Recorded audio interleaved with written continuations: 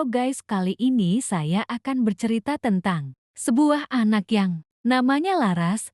Dia lahir di sebuah desa kecil. Keluarganya sederhana, bahkan terlalu sederhana untuk disebut cukup. Ayahnya seorang buruh tani yang pendapatannya tak menentu, sementara ibunya sering jatuh sakit. Laras adalah anak tertua dari 4 bersaudara. Ketika ayahnya meninggal karena kecelakaan kerja, beban berat kehidupan jatuh ke pundaknya pada usia 18 tahun. Laras bercita-cita menjadi seorang perawat. Namun, mimpi itu terkubur dalam-dalam saat ibunya berkata, "Kita tak punya uang untuk makan, apalagi sekolahmu." Laras paham, dan dia tahu dia harus melakukan sesuatu. Suatu hari, seorang tetangga bernama Burini datang menawarkan pekerjaan di kota. Gaji besar, kerja di restoran, katanya. Tanpa pikir panjang, Laras menerima tawaran itu. Dengan sisa uang yang ada, ia pergi ke Jakarta bersama Burini. Namun, sesampainya di sana, kenyataan jauh dari yang dijanjikan. Laras tidak bekerja di restoran, melainkan dijual ke sebuah tempat hiburan malam. Awalnya, Laras hanya diminta untuk melayani tamu sebagai pemandu karaoke. Tapi itu hanya langkah pertama. Dalam waktu singkat, dia dipaksa untuk melayani pria-pria yang datang mencari hiburan lain. Laras menangis setiap malam, tetapi ancaman dan kekerasan dari para mucikari membuatnya tak berani melawan.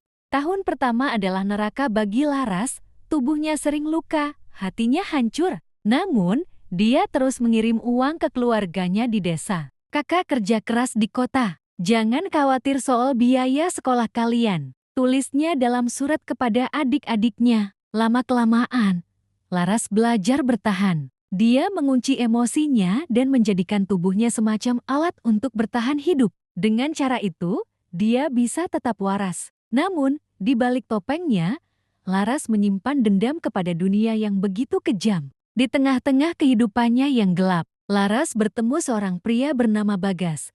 Dia adalah salah satu tamu yang berbeda. Bagas tidak pernah memaksanya, bahkan lebih sering mengajaknya berbicara tentang hidupnya. Awalnya, Laras curiga, tapi perlahan ia mulai merasa ada seseorang yang benar-benar peduli padanya. Bagas sering berkata, "Kamu terlalu pintar untuk terjebak di sini." Kata-kata itu menggelitik hati Laras. Namun, dia selalu menjawab, "Aku tidak punya pilihan." Suatu hari, setelah 3 tahun terjebak, Laras mendengar kabar bahwa ibunya meninggal karena penyakit yang selama ini tidak terobati. Laras hancur. Dia merasa semua pengorbanannya sia-sia. Keluarganya tetap menderita, dan dia hanya menjadi budak dari dunia gelap yang tidak pernah ia pilih. Dalam kemarahan dan keputusasaan, Laras memutuskan untuk melawan. Dia menghubungi Bagas, satu-satunya orang yang dia percaya. Bersama-sama, mereka menyusun rencana untuk melarikan diri. Namun, itu bukan hal yang mudah. Mucikari yang menguasai. Laras memiliki jaringan luas dan tak segan menggunakan kekerasan. Pada malam pelariannya, Laras hampir tertangkap. Tapi keberuntungan berpihak padanya. Dengan bantuan Bagas, dia berhasil melarikan diri ke kota lain. Tempat di mana dia bisa memulai hidup baru.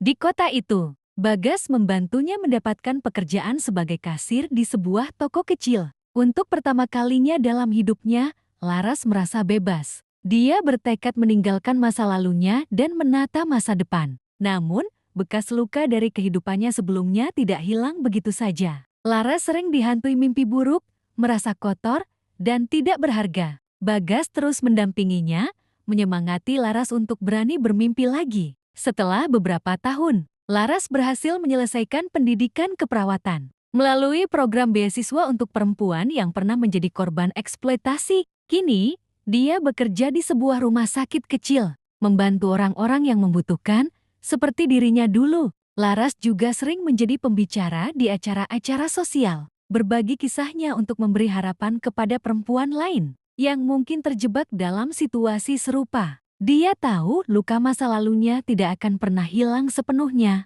tetapi dia percaya bahwa hidup adalah tentang bagaimana kita bangkit dari kejatuhan. Laras tidak pernah kembali ke desa, tapi dia tetap mengirim uang untuk adik-adiknya dan memastikan mereka tidak mengikuti jejaknya. Dia tahu, meskipun hidupnya pernah gelap, Dia telah berhasil keluar dari bayang-bayang itu dan menemukan cahaya di ujung lorong. Pesan moral, kisah Laras adalah gambaran tentang keberanian, ketabahan, dan harapan. Meski dunia kadang begitu kejam, selalu ada jalan untuk bangkit jika kita berani melangkah dan mencari pertolongan.